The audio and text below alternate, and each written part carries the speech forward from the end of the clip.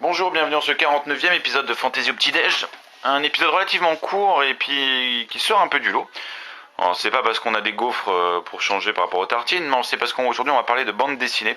Et oui, événement rarissime en 49 épisodes, c'est la première fois qu'on parle de BD.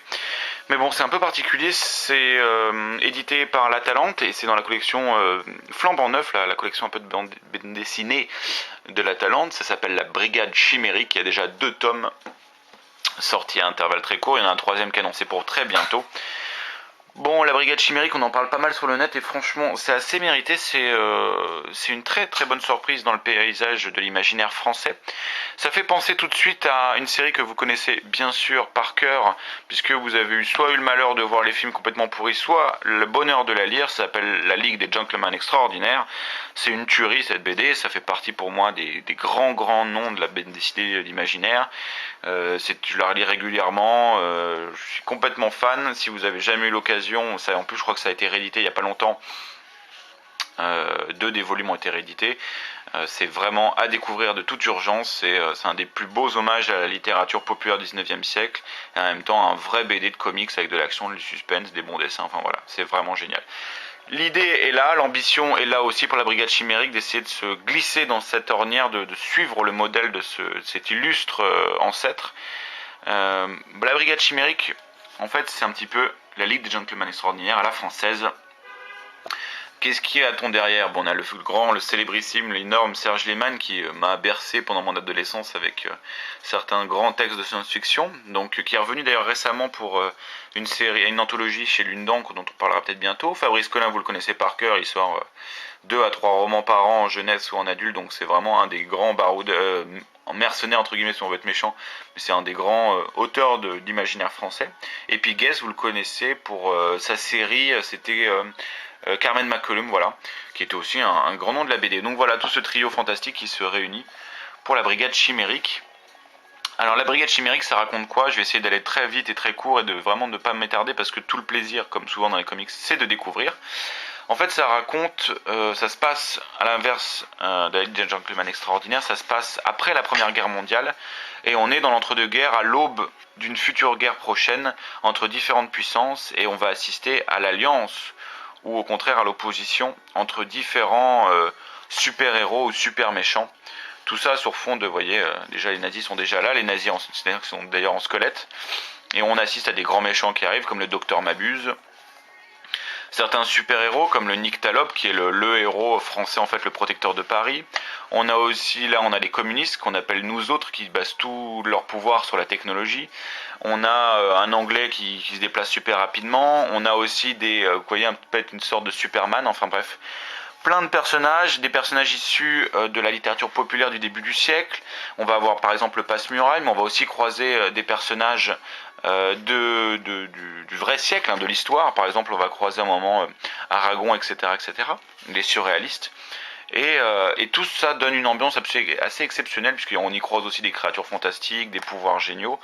Bref, l'idée est de faire une sorte de mix entre la réalité, puisqu'on parle aussi beaucoup de Marie Curie, qui est un petit peu l'instigatrice des super-héros dans cet univers.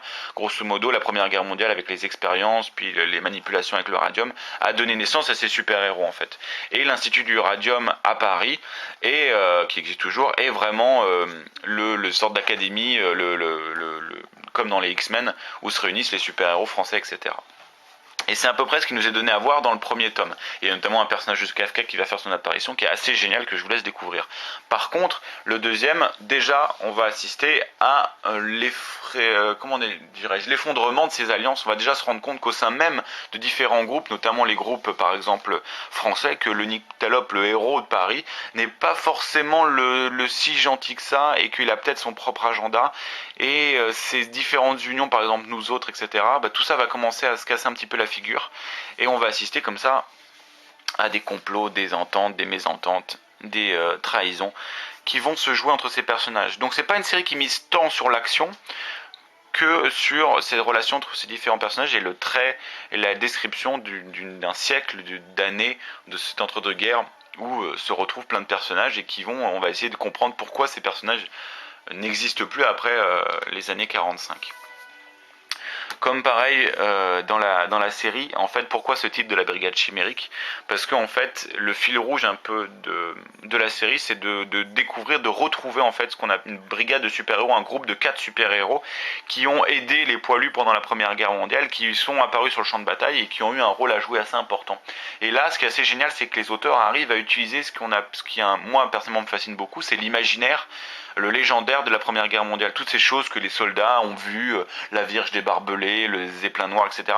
Des choses qui sont complètement de l'ordre du fantasme, de la fantasmagorie, nées des champs de bataille et de l'horreur des champs de bataille, et les auteurs arrivent parfaitement à utiliser ces mythes-là et à les réinscrire dans l'univers de la Brigade Chimérique, et ça c'est assez génial.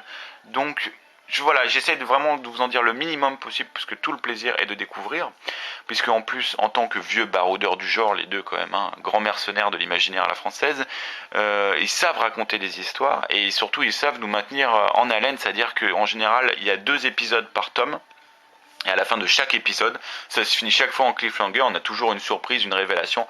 Bref, rendez-vous au prochain tome et on a vraiment envie de découvrir. Donc c'est pour ça que le 3e, je l'attends avec grande impatience. Parce qu'en plus, ça se lit très vite. Et c'est peut-être à mon avis le seul défaut. Parce que comme vous avez vu les dessins, c'est des grandes cases. Hein, ça se lit vraiment... ça se lit vraiment à toute vitesse. Il y a du texte certes, mais vraiment les pages sont très claires, vraiment très limpides, vraiment comics à l'américaine. Et tout ça fait qu'en un quart d'heure, c'est plié en 10-15 minutes, vous avez fini votre tome. Donc vous êtes un petit peu dégoûté parce que ça se lit vraiment trop vite, pourtant il se passe des choses, hein, c'est assez dense, donc justement parfois il y a un petit décalage entre la densité de l'histoire et le minimalisme des cases et de l'illustration. Mais ce qui fait que ça, pour une dizaine d'euros, ça va vraiment très très vite.